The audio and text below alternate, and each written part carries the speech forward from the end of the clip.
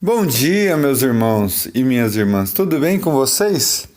Hoje é dia 23 de julho de 2016, sábado.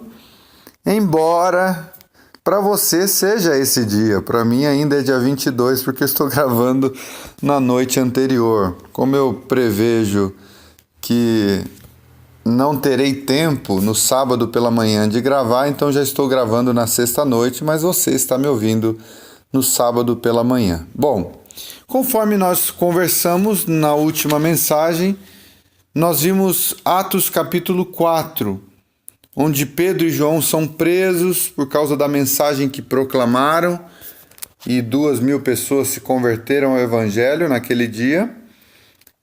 Eles foram apresentados diante do Sinédrio, foram advertidos para que não falasse mais o nome de Jesus, embora Pedro lhes respondeu que não é justo fazer isso, porque importa obedecer a Deus do que aos homens. Eles são despedidos, são soltos da prisão, e então, da multidão dos que creram, um era o coração e a alma. Os que creram em Jesus não consideravam suas coisa alguma, mas antes distribuíam o que possuíam para os apóstolos colocarem à disposição dos que necessitavam. Ao ponto que José, que tinha o sobrenome de Barnabé, ele teve um campo, vendeu, trouxe o dinheiro e depositou aos pés dos apóstolos. Foi isso que a gente viu no capítulo 4. No capítulo 5, então, diz o seguinte: Entretanto, certo homem chamado Ananias, com sua mulher Safira, vendeu uma propriedade, assim como José. E vendeu uma propriedade, mas em acordo com sua mulher, reteve parte do preço, o que é natural, porque cada um dá conforme propõe no próprio coração. Eles não precisavam dar tudo do campo que eles venderam. Eles poderiam pegar uma parte e ajudar a comunidade. No entanto, eles retiveram e está tudo certo. Levando o restante, depositou aos pés dos apóstolos, talvez até influenciados pela atitude de José, não é? Porque uma coisa está na sequência da outra. Pode ser que eles tenham visto a generosidade de José e quiseram ter algum tipo de atitude pública, assim como José teve. Então disse Pedro: Ananias, por que encheu Satanás teu coração para que mentisses ao Espírito Santo, reservando parte do valor do campo? Conservando-o, porventura não seria teu? E vendido não estaria em teu poder? Como, pois, assentaste no coração este desígnio? Não mentistes aos homens, mas a Deus. Então veja que o grande problema de Ananias e Safira foi que eles mentiram, dizendo que tinham vendido o campo pelo preço que eles estavam oferecendo aos apóstolos, mas na verdade não foi isso que aconteceu. Eles retiveram parte do valor e eles poderiam muito bem reter parte do valor, não haveria problema nenhum, contanto que não mentissem, que dissessem: olha, vendemos um campo e trouxemos uma parte para ajudar os irmãos às suas necessidades. Mas não, eles venderam o campo, retiveram uma parte e ofertaram dizendo que estavam oferecendo tudo o que tinham conseguido pelo campo que possuíam. E então, ouvindo essas palavras que Pedro disse a eles, não é? Vocês não mentiram aos homens, mas a Deus. Ananias caiu e expirou, morreu, sobrevindo grande temor de todos os ouvintes. Levantando-se os moços, cobriram-lhe o corpo e, levando-o, o sepultaram. Quase 3 horas depois entrou a mulher de Ananias, não sabendo o que ocorrera. Então Pedro, dirigindo-se a ela, perguntou-lhe: Dize-me, vendeste, portanto, aquela terra? Ela respondeu: Sim, portanto. Tornou-lhe Pedro: Por que entraste em acordo para tentar o Espírito do Senhor? Eis aí a porta os pés dos que sepultaram teu marido, e eles também te levarão. No mesmo instante caiu ela aos pés de Pedro e expirou. Entrando os moços, acharam-na morta e levaram-na, sepultaram-na junto do marido. E sobreveio grande temor, e toda a igreja e a todos quantos ouviram a notícia desses acontecimentos. Muitos sinais e prodígios eram feitos entre o povo pelas mãos dos apóstolos. E costumavam todos reunir-se de comum acordo no pórtico de Salomão. Mas dos restantes, ninguém ousava juntar-se a eles, porém o povo lhes tributava grande admiração. E crescia mais e mais a multidão de crentes, tanto homens como mulheres, agregados ao Senhor, a ponto de levarem os enfermos até pelas ruas e os colocarem sobre os leitos e macas, para que, ao passar Pedro, ao menos a sua sombra se projetasse em algum deles. Afluía também muita gente das cidades vizinhas a Jerusalém, levando doentes e atormentados de espíritos imundos, e todos eram curados. Levantando-se, porém, o sumo sacerdote e todos os que estavam com ele, isto é, a seita dos saduceus, tomaram-se de inveja, prenderam os apóstolos e os recolheram à prisão pública. Mas de noite um anjo do Senhor abriu as portas do cárcere e, conduzindo-os para fora, lhes disse: Ide, e apresentando-vos no templo, dizei ao povo todas as palavras dessa vida. Veja como há uma colaboração de Deus no anúncio do Evangelho o tempo todo, tanto trazendo uma certa condenação sobre aqueles que estavam brincando com coisa séria, ou seja, tentando causar todo tipo de confusão no meio daqueles que estavam se convertendo, porque a mentira de Ananias e Safiras era uma tentativa de infiltrar-se com maldade ali no meio, não é? E veja como Deus, de certa forma, foi radical nesses primeiros momentos, visto que ali haviam neófitos, haviam novos convertidos e havia a possibilidade profunda desses pequeninos se escandalizarem, mas Deus vai preservando esse início da comunidade, da construção daquilo que ele chama de igreja, que é a igreja dele mesmo na face da terra. De tal maneira que não apenas ele se manifestou condenando a mentira de Ananias e Safira e levando-os à morte, como também trazendo todo tipo de benefício sobre aqueles que se submetiam à mensagem do Evangelho, a ponto de serem curados, restaurados, todos aqueles que passavam perto dos apóstolos e com fé de que a bondade de Deus estava sobre eles, acabavam sendo beneficiados pela graça e pela misericórdia de Deus. E até quando os apóstolos foram presos, um anjo do Senhor abriu as portas do cárcere. Que interessante. E então, 21.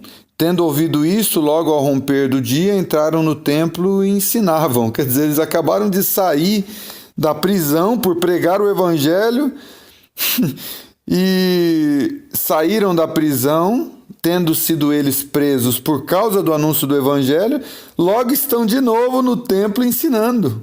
Chegando, porém, o sumo sacerdote e os que com ele estavam, convocaram o sinédrio e todo o senado dos filhos de Israel e mandaram buscá-los no cárcere. Mas os guardas, indo, não os acharam no cárcere, e tendo voltado, relataram, dizendo: achamos o cárcere fechado com toda segurança e as sentinelas nos seus postos junto às portas, mas abrindo-as, a ninguém encontramos dentro.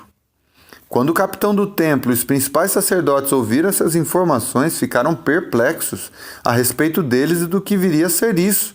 Nesse ínterim, alguém chegou e lhes comunicou: eis que os homens que recolhestes no cárcere estão no templo ensinando o povo. Nisto, indo o capitão e os guardas, os trouxeram sem violência, porque temiam ser apedrejados pelo povo. Trouxeram-nos, apresentando-os ao sinédrio, e o sumo sacerdote interrogou-os, dizendo: expressamente vos ordenamos que não ensinasseis nesse nome. Contudo, encheste Jerusalém de vossa doutrina e quereis lançar sobre nós o sangue desse homem. Então Pedro e os demais apóstolos afirmaram: antes importa obedecer a Deus do que aos homens. O Deus de nossos pais ressuscitou a Jesus, a quem vós matastes, pendurando-o no madeiro.